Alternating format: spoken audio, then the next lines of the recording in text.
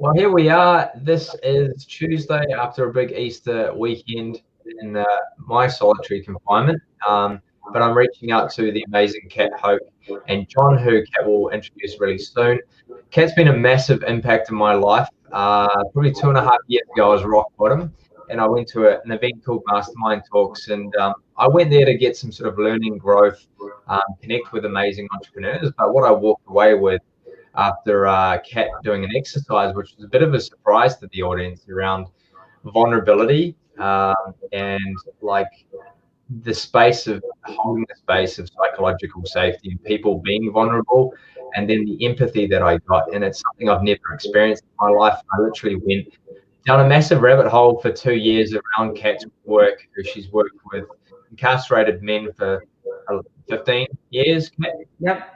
Yeah, and the amazing work she is doing in helping humans evolve inside prisons and outside of prisons. So she has brought a deep sense of vulnerability to me, but also taught me the empathy piece as well. And we brought her out to Fiji and just love what she's doing. And if every prison in the world could lead by Hustle 2.0, we would be in a freaking good state. So the next 30 minutes really talking about appreciation and what they're doing and what we're doing right now is that some people are spending a day or 2 weeks or 3 weeks away from family right now. Some people are spending 20 years. So it's like we need to put some stuff into perspective. So Kat's been with taking Tim Ferriss, Seth Godin, written an amazing book called Second Chance. Like I could go on 30 minutes about what she's doing and done and what the future looks for. But Kat, why don't you just give us a bit of a background and what lit you up about doing the work that you led into many years ago and will do for the rest of your life probably, and an introduction to John as well. So Sure. Well, I'll start with him. So this is John Jackson, and he did 18 years in prison, and he can tell you his own story later. So I'm Cat Hoke, and when I was working in finance and venture capital and private equity until I was 26, and I got invited to prison, and I had zero interest in going to prison. And I used to think that anyone who was in prison was like the scum of the earth and they could rot and die in that place. And the woman who invited me asked me, haven't I ever had a second chance?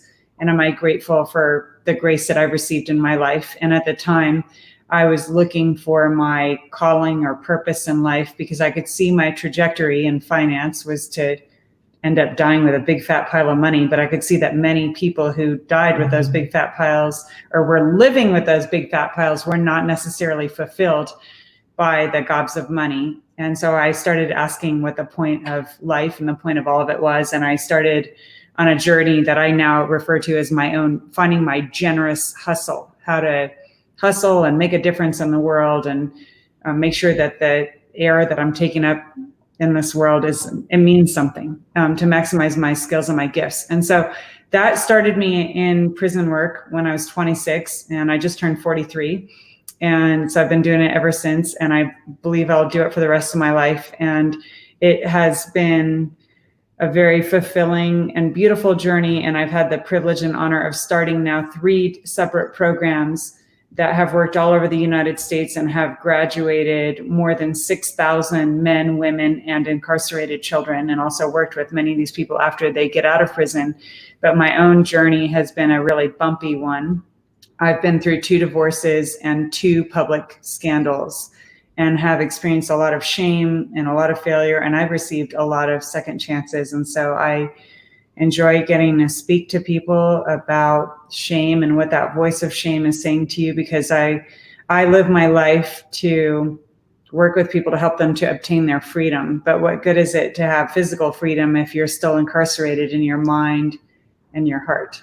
So that was more than 30 seconds. Oh, that's powerful. No, there's we got 30 minutes, and this one I think is going to go a little bit over that. But again, just appreciate the vulnerability on the call.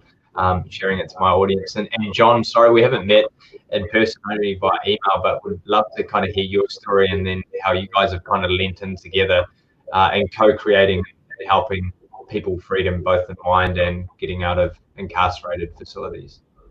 Yeah, so as a kid, I grew up in the state of Texas, and one day on my way to school, I discovered my mother's car parked on the side of the road, and her car was filled with blood.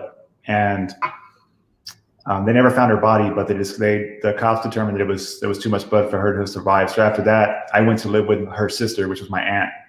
She was a drug dealer, and one night she was pulled over with drugs in the car, and she asked me to lie and say that the drugs were mine. I did. That was my first time being arrested. I was 17 years old and charged with possession, transportation, and sales of a controlled substance. Shortly after that, I was released. And before the end of the year, I had committed 4 aggravated robberies and a total of 7 violent felonies I was convicted of at the age of 17, was on my way to a maximum security prison in California. When I got to prison, I joined a prison gang almost immediately. And that's because of the skills that I have, my leadership skills. I'm very smart, pretty much good at almost everything that I do. And in gang life here in America, those are great skills to have. Throughout my incarceration, I enforced the rules of my gang. I used my leadership skills to advance in the gang and committed acts of violence on behalf of my gang. And that resulted in me spending close to 4 years in the SHU, which is called the Segregated Housing Unit. And that's isolation. And what it looks like is essentially it's a parking spot or a bathroom. You can pretty much touch every wall by just spreading out your hands. And I spent almost 4 years in there, and looking out from the window of that parking spot, directly in front of you is just a wall. There's 8 other cells. There's 7 other cells, 8 total in there. And you very rarely ever see the other men who are incarcerated in there as well. So it's a prison within a prison. It's extreme isolation, much of some of what people are going through right now. So I've experienced what many people are experiencing here today. And I got involved with Cat when I was at Pelican Bay State Prison. It's a maximum security prison here in California. She founded Defy Ventures. I joined. I graduated. I was one of the first graduates at Pelican Bay State Prison. I became a facilitator, led many of the events and the exercises that you engaged in during your trip to prison. And after her resignation from Defy, I felt kind of lost because I had dedicated much of my life to creating change at Pelican Bay State Prison while I was there. And luckily, she doesn't stop. She started another one called Hustle 2.0 and invited me to join the writing team. And I jumped at that opportunity, and I busted my butt to learn how to write and edit and use my story to create transformation. I was released after 18 consecutive years of June of last year. And day one, her and co-founder Charles Hoke hired me as a curriculum developer. And since then, I've been dedicating much of my life to writing this curriculum and using my story to create change and transformation in guys who are still incarcerated. Whew. Oh man, I need to catch my breath. Thank you first for sharing your story, and obviously sharing some of those stories. When I was in, I think it was Desert State prison is where we went, in the SHU. That is isolation at its most, and to know that people can still be isolated for 4 years in a box, it's not humane. Like when I started to hear some of those stories, I was like, oh my goodness, this is not. But what did you learn through that process? Massive isolation. Obviously, the prison has isolation, but you also have communities within the prison, or gangs or tribes, and understanding that system was fascinating to me. But when you're isolated just by yourself, what went through your mind? Obviously, Dave, there's frustration, there's anger, there's a whole lot of different things going through your mind. But what went through yours? I'd love to kind of unravel that time in the box. What would go through my mind every day, what kept me alive and what kept me sane, and a lot of the co-founders that helped write this book, who spent 32 years in isolation or more, was having hope, seeing different things every day, and community. Community is the most important thing. Even though I couldn't see the men every day who were in my section, we communicated daily. And I told a few of the things that we used to do in there was like, we would play chess. We would take a chessboard and write numbers on it and call out the numbers to signify a move. And everybody in the section would follow along with the chess game. You know, going out from your cell to what the prison system called a yard, which was just another cell. It was another concrete box, just about the same size, no sun, no grass. but looking forward to that just because it was different. So looking forward to what was different every day, and having hope that even though, yeah, I'm stuck here today, there's something better tomorrow, that I have hope for tomorrow. Well, yeah, thanks. And what Kat just showed me, for the people that are watching and listening, both of them have just written 700 pages of curriculum, and they held it up. It literally took up the whole screen. And what I'll do to have that much focus and to be able to learn a skill, so you just prove what people are doing right now. It's like it's already happening in prison systems. It's like when I went in there and to share the experience, I was sitting around with some of the most empathetic, lovable, kind, generous, ambitious humans that I've ever met on the planet, and the way they think about things, and the roles that they play within the community of prison. Like there's whether someone's learning, there's the health and fitness one, there's one that understands the system. Like the whole mechanism was just, it blew my mind away. And like I could literally, you guys can write degree programs, well, you currently are, you're creating MBA courses, but I was just blown away. I suppose, Kat, what do you think right now we're all learning around this isolation?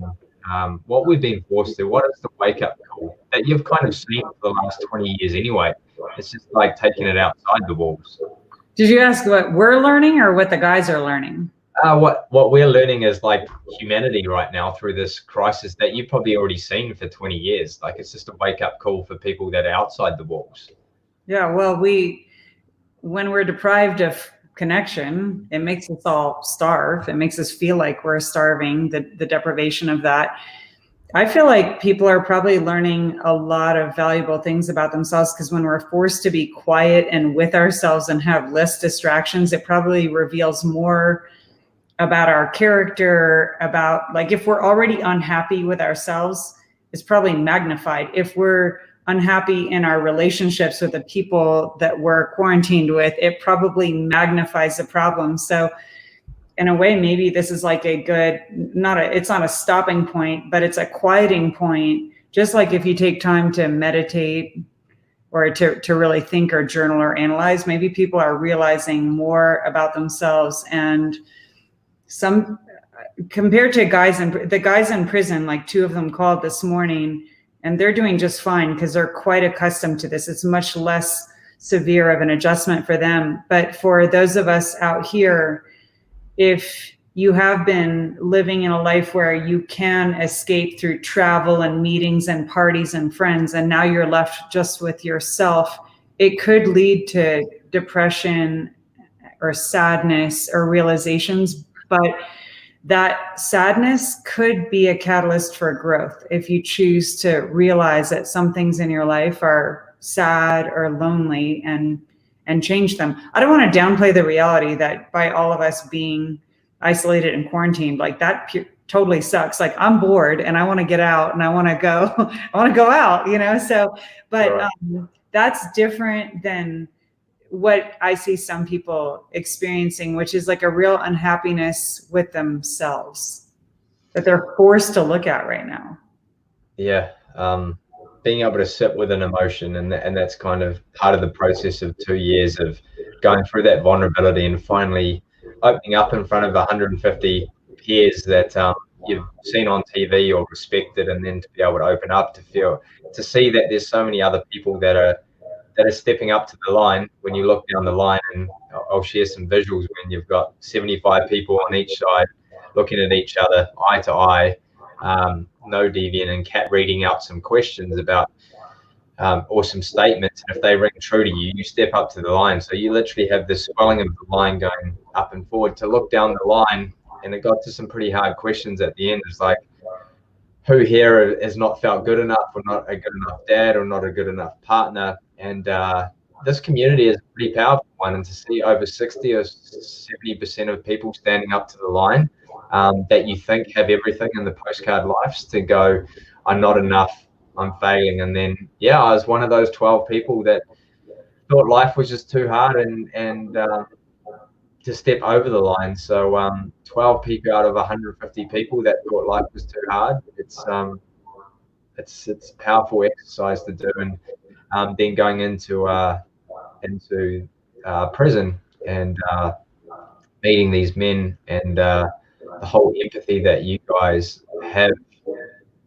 I only wish that could be taught outside, and I think that's what we're kind of going through right now is the empathy for others. As you said, John, like going for a walk outside and people saying hello and how are you feeling versus like how are you, the instant response of the mind is like, yeah, I'm good. Versus now is people actually stopping and going, how are you actually feeling? And to have that whole check-in process, which we do in all our workshops and events, is like, where are you feeling out of 10? And it's just great to get an understanding on where people are sitting and on each side. But what do you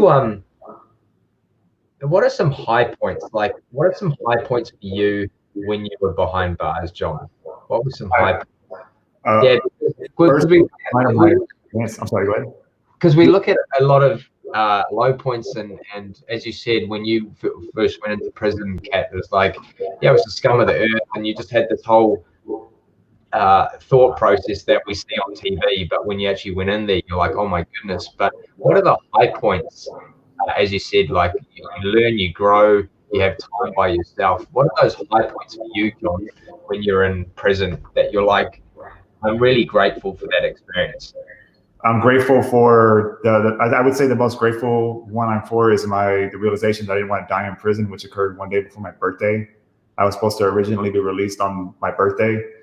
How many years ago? That was 2016. So because I committed acts of violence in prison, I was sentenced to additional time by the courts. And that was the first time that I didn't want to die in prison. Before that, I acted like I didn't care. My behavior shows I didn't want to go. I didn't want to be released from prison. Yeah. After that, I started making a change, and that's also when I joined Defy. So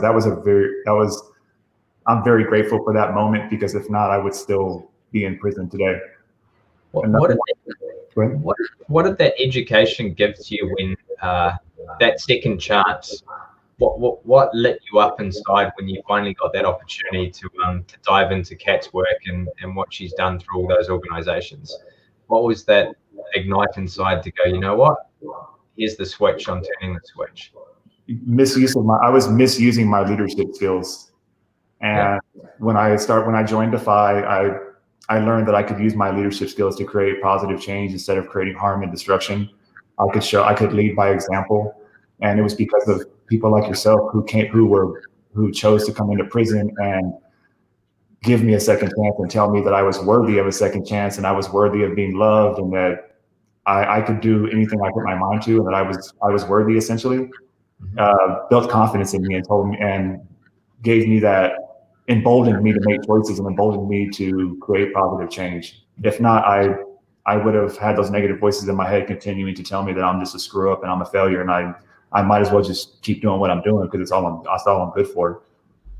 Because when you explained the story at the start about what led you into the gangs and the prison, it was your leadership skills. Like I heard such a confident person and all your skills and abilities and everything to lead a gang. And I want to bring this to you, Kat, is that when we did that exercise in prison around, we're only people that are across the line, i.e. in an incarcerated facility or not, is literally two things: an environment and circumstances. Do you want to kind of talk about that? Is like literally there's only two things that separate us from crossing that line, is the circumstances and environment. Yeah, well, I think we all become what we see modeled for us, or very few people don't become what they see modeled for them. So if your role models or the people who raised you or everyone who's around you was a drug dealer, then you're going to become a drug dealer. And in my case, the people around me took their SATs and went to college. So I did that, and I got a job and paid taxes. So our guys, nearly all of them, were raised in environments of poverty and gangs and drugs and a lot of violence against them. And what with your program, when you started developing the program, what was the first point to get people to change their mindset to go, you know what, everyone has an opportunity at the second chance, like to get these guys like John to go. Hello, can you hear me? Yep. Hello. Okay, you got me. Well, I'll tell you, over the 3 programs that I founded, I would say that our approach with Hustle 2.0, my latest venture, is my favorite so far. And rather than trying to tell gang members why I think they should change, instead we produced a course for them called Transform Your Hustle that shows them the very poor economics of drug dealing. And it's sort of based out of like that Freakonomics study, but that the average like street drug dealer makes $3.30 an hour, and it's the most dangerous job in the world, actually. And then you end up becoming incarcerated. And that whole time, if you had just been like flipping burgers at McDonald's, you'd be a lot richer than if you had been a drug dealer. And so showing the pure economics and the math of it, I think is like a slap in the face for many of them. It wakes them up and go, what the hell am I doing anyway? And then after that, we can start to feed them a lot of the components of personal transformation, ranging from personal forgiveness to affirming yourself and starting to believe in yourself, and how to have hope and discipline and accountability and making promises, all of that. But starting by dispelling some of the myths of drug dealing and of being a gang member was pretty powerful. Because I was just like, when we were in there in the program, I'm like, man, this program is so relevant for people everywhere right now. Not selling drugs.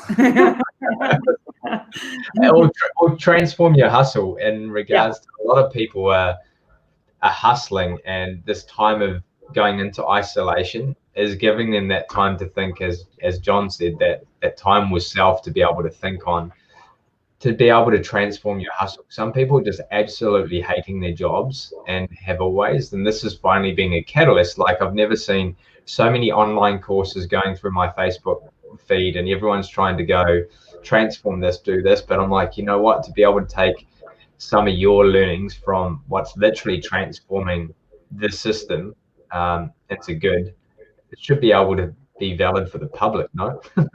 I would love to go through the course. We might work toward that one of these days. Yes, we have a lot of courses. All of our courses are written in lingo and in a style that is relevant to our guys. But when I have friends proofread courses for me, they see the great value, and because a topic like forgiveness of yourself or forgiving your enemies is a universal way to get freedom. You don't have to be in prison to benefit from that. That forgiveness exercise I'll never forget is being able to wind back the timeline. It's a timeline thing that you do with all, when we're sitting around the circle and people are writing their timeline of their life, and being able to understand the true background of that incredible human that you're spending time with, and that maverick about their timeline, and getting a true understanding of why they are where they are now, and then their timeline still continues, and there's so much timeline on the other side. So that forgiveness piece and that timeline stuff that I did was extremely powerful, and I just can't wait to one day have Hustle 2.0 down this part of the world, because you are doing some work internationally now, aren't you? We're not doing international work yet. You got a big. I've created some work that has scaled internationally, but I like to grow very fast. And my co-founder is the more thoughtful one it takes both of us to make this happen. And so before we just like explode from growing so quickly, we want to have a disciplined approach and make sure that we're getting our stuff down pat. So we're still a startup right now, but I definitely have a large vision, because my goal is to make the transformation that we offer, as broadly accessible, especially to anyone who's incarcerated. And what's the biggest challenges for you right now to get over some hurdles? What are the biggest challenges for you? Well, like any startup, funding is always a challenge. We're doing okay right now, but our next challenge that we're facing now is that now that we have 6 books that are written, and so now we want to start getting contracts with state governments. So that's a challenge, and And thankfully, we are very well positioned because our work can be offered as a correspondence program. So in a time like this, because in prison they've quarantined or they've stopped the meetings and the groups as well. So thankfully, our program is continuing in the prisons where we're currently serving, and who knows how long all this will go on, right? But we're well positioned to be able to serve even in tough environments like this. Do you find like this whole virtual learning, and as I said, like I was blown away by people putting up their hand, just their willingness to dive deep and learn and grow and evolve as mavericks, and some not even having the opportunity. Some is what do we call lifers, 3 strikes, and so some of these incredible guys that I was sitting down with were not coming out, but again, they were probably one of the more positive because they were trying to be able to change and be leaders to the young ones coming in to give them the opportunity out. That just fascinated me. For someone who knows that is certain around their destiny on where they'll be in 10, 15, 20 years, to be able to so willing to young people and coming out. Because what were the rates people are coming out of your program? Like, there's the rate of people getting back into prison versus going through your program. Yeah, well, in the US, out of normal people who exit prison, nearly 80% of them will recidivate or go back to prison within 5 years. In the programs that I founded in the past 15 years, 16 years now, less than 7% have gone back. So a very high rate of staying free. And what we find now that with Hustle 2.0, we're working a lot with lifers and long-term populations who are doing time. And people can choose to transform because they want a shot at going home. But sometimes people actually just see that transforming, whether you're going to get out of prison soon or not, is amazing. And people out here who are in confinement right now due to coronavirus can also see that instead of just continuing to do the same thing that isn't working or to stay in the same rut, that we can choose the hard work of transformation. It's one of the reasons that I have so much respect for the men that we get to serve, is that they are tackling transformation. They are tackling the toughest topics out there. And most people that I know don't want to do that rigorous self-analysis because it hurts when we find out some of our wounds and some of the ugliness that we discover in ourselves. But we've got to discover it if we want to be able to transform it. We've got to acknowledge it, reconcile the past so that we can transform the future. And what I see is that with our guys, hope is the most powerful drug in the world. And when you came to prison with your friend Steve, you bring that hope. And a lot of times our guys who have been locked up and confined for 20 or 30 years, when they get to meet people from the outside, that gives so much hope. Like, imagine the first day that like the coronavirus ban is lifted, and like if all of us got to like go out in the street and have a party. That's what the guys feel like when they get to come into the gym for the events that we have. They get to come out and like celebrate, and everyone's being their best self, and it's a really awesome occasion. Hope. It's a powerful emotion. And yes, that day, I've never seen so many happy people dancing and break dancing and just having so much fun, but also tuning in so deeply and listening about our stories. And also, so it was backwards. They were fascinated with our story and then their story and the whole compassion level and leaning in to that vulnerability, because I found out the hard way with vulnerability is I was just like full vulnerable, and then people just like went to the hills. They're like, Jesus, what's going on with Steve? To be able to have that other side, to be able to lean in together, to hold that space and create that hope together is really powerful. And yeah, I'll never forget that day, because 3 days before going into prison, we obviously know what happened in New Zealand. We had a mosque shooting, and I think 73 people were shot dead. And the amount of mavericks that knew about that incident and came up and gave me a big hug and said, we feel for you and your country, and God bless. And I was like, oh my goodness, like just the sense of compassion. I'm like, man, if we could bottle that stuff up, what I experienced that day, and pass out to the world right now, compassion and hope, and the bottles of Hustle 2.0, whoo, it would be Extremely powerful. John, what are you most excited about right now? Obviously, you've been on the other side for the last 12 months. What are you most excited about in this next chapter of your book? Finishing writing all these hustle guides. We call them hustle guides, our books. It really does excite me to finish writing them, even though sometimes it is a heavy lift. Like I say, it's all unicorns and rainbows when we're writing, but I do get to do something that I love and that really excites me. I get to do it with a person who inspires me and I really admire. And to me, that really excites me. Wow. And the champagne moment, I like to always finish on this is John, what's your champagne moment in 12 months time from today? If we were to have another call, what would that champagne moment be for you that you're celebrating? You're like, well, this was the best 12 months of my life, and this one thing was amazing. We're popping champagne or popping kombucha if we don't drink, but that's what's that for you, John? And I'll ask the same question to you, Kat. For me, Hustle 2.0 is in 3 states. We have state contracts with 3 different states, and we're able to maximize most of our impact. Yeah. We're able to maximize our impact. And what would those states be? There's some talks, or is that still closed wraps in regards to what? No, not closed wraps. I would want California, Washington, and Texas. Is Texas the biggest? California and Texas have the biggest prison system, and it's the second largest state in the country.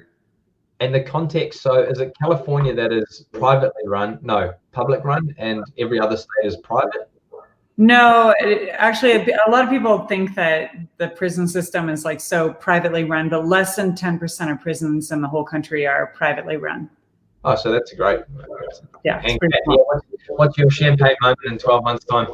Well, you're a little bit more aggressive than I am. I was just going to say, if we would have one state contract and have scaled the program to serve a couple thousand people, I would be drinking a lot of champagne over that. I think that'd be a really amazing. Why does it take so long to get over when you've got all these great stats of the work that you've done? I understand there's a massive. Well, this is a new program. So I'm running Hustle 2.0 for 18 months or 2 years, and our product is not even done. So this is one book right here of the 6 that we've written so far, but we have 12 planned, and so we're writing the rest of them right now. So with the whole product not even being fully developed yet, we're still babies right now. And then getting contracts with states just takes a little bit of time. But once we get the product more developed, and we've been serving at prisons. So far, we've served at 4 prisons with this. Then we'll be able to scale it to more, to get it into the hands of all the people who will benefit from it. And the courses they're heavy. Right now, I was just before this call, I was doing final edits on a 80-page course that we have on domestic violence. And some people might think that domestic violence is only an issue that might affect people in prison or those kind of people. But after learning about domestic violence myself, I'm like, oh my gosh, I'm a perpetrator of it. Domestic violence is not just physical violence. If you've ever called someone a demeaning name, in a relationship, that's a form of domestic violence. So my guess is that we all are. And we go really deep into being a victim of domestic violence and being a perpetrator of it, and reconciling and healing to make sure that we don't do that again. And so we touch a lot of topics that most people would never want to talk about. And I cry when I write a lot of this stuff. So it's not easy to plow through it. But once it'll be done, I'll be very excited for it to create redemption opportunities for people to start believing in themselves, because it's amazing what happens in the world when people do start to believe in themselves again. Believe and hope is powerful. And the whole domestic violence thing, I thought, the stats right now coming out around people in isolation of domestic violence, that one definitely needs to be public, because we all need to learn a bit of that. But I just want to thank both of you for your time today. John, it's been amazing learning about your story, and super excited to see in 12 months' time that we're popping champagne about more and more people getting the opportunity to transform and be mavericks, and Hustle 2.0 continues to expand. I'm definitely a massive advocate, and the more people I can bring from this part of the world to experience that great work, not only to give Mavericks hope, but also give us hope and an understanding of like how we can transform. Humanity can be in a better place. So I'm of service to you always for being able to bring vulnerability and empathy into my life, even though I'm in my 30s now, closing on 40. And can't wait to see your champagne moment in 12 months' time as well, Kat. So really, Steve, thank you for being an incredible advocate of our work and of second chances, and for being so open and vulnerable with your journey, because your vulnerability has inspired me. And I'm sure that your story inspires so many people. So thank you. Thank you for caring about the human soul and the journey and sharing the difficulties of it. Thanks, Kat. Really, really appreciate it. We'll jump offline now. Okay.